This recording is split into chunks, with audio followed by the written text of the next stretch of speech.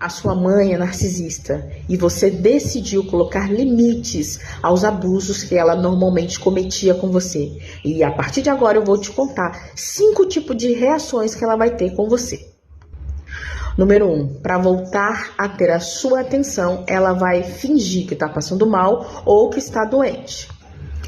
Número 2, ela vai criar conflitos e vai te ridicularizar justamente para que você fique com um sentimento de vergonha ou de culpa.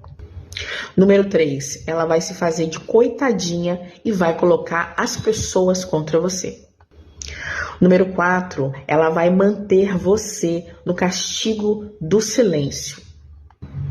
Antes de eu te falar o número 5, já compartilha esse conteúdo e comenta aqui embaixo se você conhece alguma mãe com esse perfil. O número 5 é o seguinte, ela vai comparar você com seus irmãos e dizer que os seus irmãos tratam ela muito melhor do que você.